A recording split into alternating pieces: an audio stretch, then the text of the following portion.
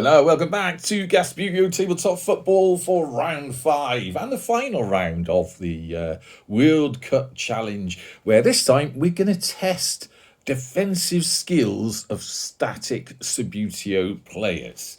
So what do I mean about that? Well, basically, the keeper's going to stay in the net, and then the home nations or the Australian team are going to place themselves wherever they want in front of goal. It can be anywhere, they can be over here, they can be over there, they can be wherever they want. And then the idea is that for each of the Australians or the opposing team that takes a kick, they have to position themselves to block that kick. And then once that kick's, the next player comes up, they can reformation themselves, and then we go again. And then there's obviously then a possible chance for the attacking team of 3 points if they get all the goals in.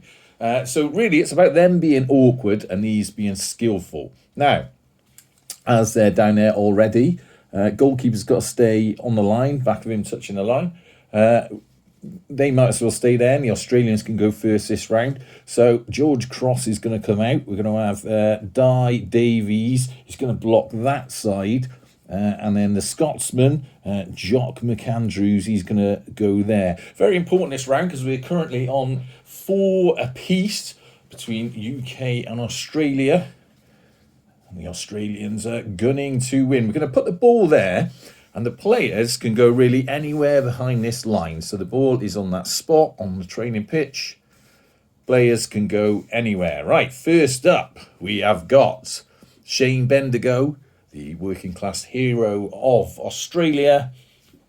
Let's see what he can do. Now, this is actually, now I look at it, a bit tougher than you think, because we got George Cross in there. There's not much of a gap there. If you want to get through, you have got to blast it through those rear defenders. There's not enough room to get past on the outside.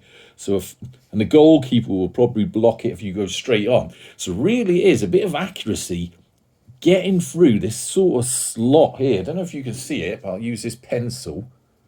There's not even barely enough room to get the pencil in, but that's the sort of shot we're going for, about that height.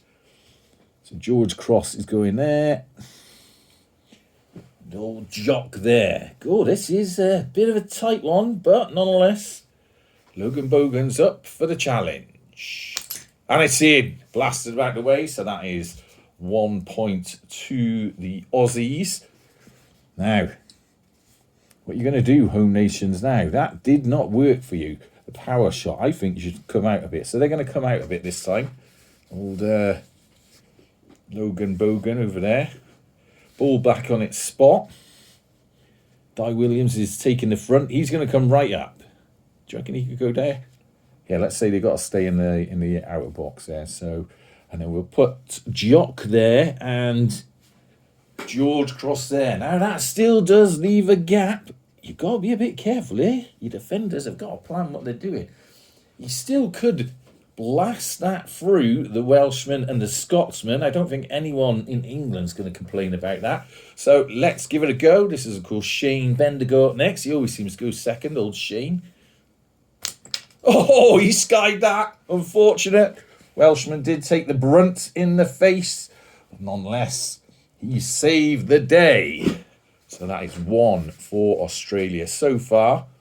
Last up, we got Sydney Harbour. The old home nations are liking this approach. George Cross is going to bully his way to the front now, just like England like to do with the home nations, or at least that's what they moan about a lot to us. So, let's see if Sydney Harbour can blast through George Cross. He's going to take a bit of a run up from about here. Are you ready? Oh, and he's missed it as well. Good old George Cross. England saves the day. So that was 1 point for the Australians on the defending challenge. Right, now, they need to get over there. To be fair, I'm going to use the same football. Don't want any accusations of ball tampering going on around here. Right, let's just have a mouthful of warmer.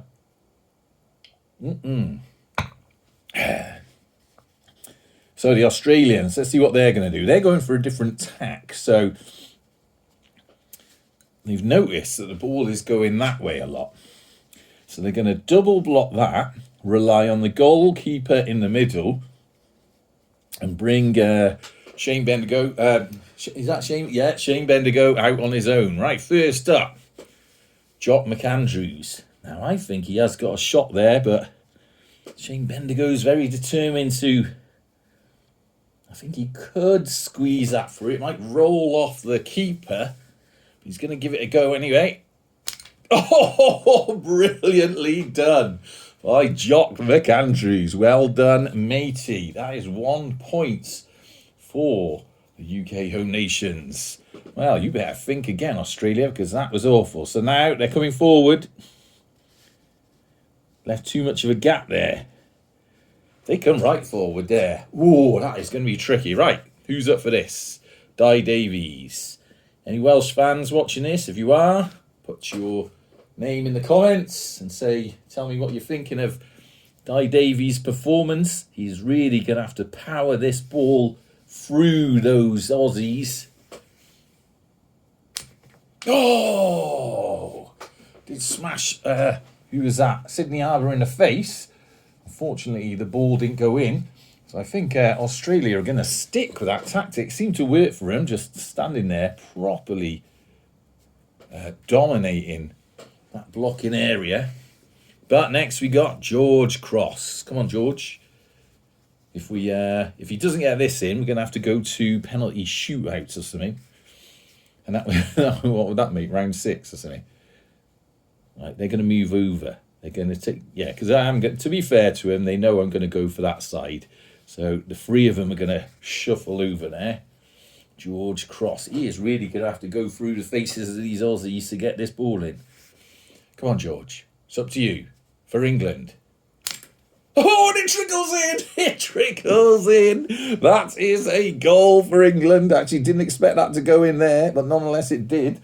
So that puts the UK on 2 and Australia on 1 in this round, with the overall scores, of course, of 4-6 for England and 5 for Australia. Well, you know, as I always say, you can't argue with facts. I think that totally proves that the home nations are superior in all sporting ways to any team that Australia can offer. And there's really no way anyone can argue that. So until next time, here on Gasputo Tabletop Football, up the home nations. And well done, Australia. Good sport. Anyone who watches this knows I actually quite like watching Australia when they play. So it's a bit of a shame that they're not in the World Cup anymore. But hopefully next time they will get a bit further. And you will see me cheering you on until the day you play England. But until next time, out the gas!